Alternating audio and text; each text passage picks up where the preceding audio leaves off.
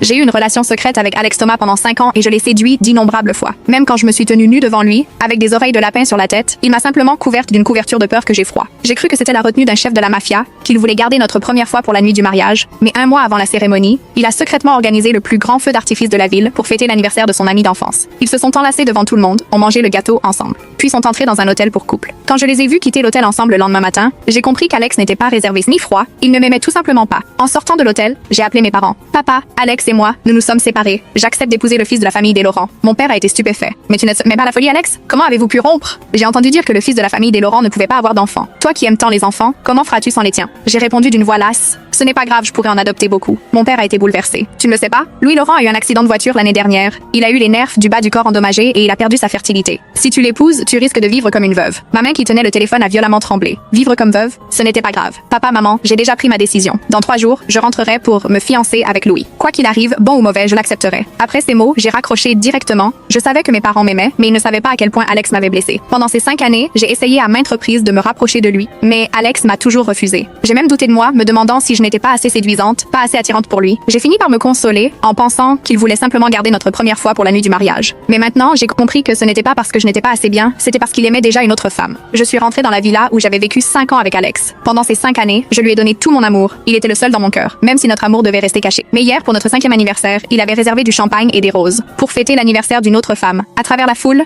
j'avais regardé ses amis les féliciter. Que vous soyez unis pour la vie. Alex, quand vous vous mariez, n'oublie pas de nous inviter. En y pensant, j'ai trouvé tout cela terriblement ironique. Après toutes ces années ensemble, ses amis ignoraient jusqu'à mon existence, mais connaissaient sa relation avec elle. J'avais trouvé dans son téléphone la réservation du feu d'artifice. Je croyais qu'il l'avait préparé pour notre 5e anniversaire, alors je l'avais suivi en secret, sans imaginer qu'il faisait tout cela pour une autre femme. À ce moment-là, la sonnette a retenti. J'ai ouvert la porte, et le livreur m'a tendu un gâteau. Madame, voici le gâteau que votre mari a commandé pour vous. J'ai pris la boîte, je l'ai ouverte et j'ai vu ces mots. Chérie, joyeux anniversaire de notre amour. Mes doigts ont violemment tremblé. Le gâteau venait d'Alex, et les mots étaient de sa main. Chaque année, pour notre anniversaire, il me commandait un gâteau et écrivait lui-même quelques mots. Autrefois, j'en aurais pleuré d'émotion. Mais aujourd'hui, je ne ressentais plus que du dégoût. J'ai posé le gâteau sur la table et observé ses formes délicates et ses couleurs sucrées. La nausée me montait au cœur. Je l'ai jeté à la poubelle et levé les yeux vers le lustre en cristal au plafond. La lumière a scintillé, comme pour se moquer de ma bêtise et de ma misère. Mes larmes ont coulé d'elles-mêmes, tombant sur le canapé avant de disparaître. À cet instant, la porte de la villa s'est brusquement ouverte. Alex est entré, et en me voyant allongé sur le canapé, il s'est figé un instant. Léa, pourquoi tu ne dors pas encore? Il a tenu un bouquet de roses rouges dans la main, sans la moindre trace de remords sur le visage. Léa, c'est pour toi. Ce sont les roses rouges que tu aimes tant. J'ai pris les fleurs et respiré leur parfum familier, un parfum que j'avais tant aimé autrefois, mais qui m'a soudain paru écœurant. Alex m'a regardé longuement en silence avant de dire: Léa, Isabelle Dubois a un cancer de l'estomac. Le médecin a dit qu'elle n'allait pas vivre très longtemps. Son dernier vœu avant de mourir, c'est de se marier avec moi. Alors, il s'est arrêté un instant avant de poursuivre. Dans 3 jours,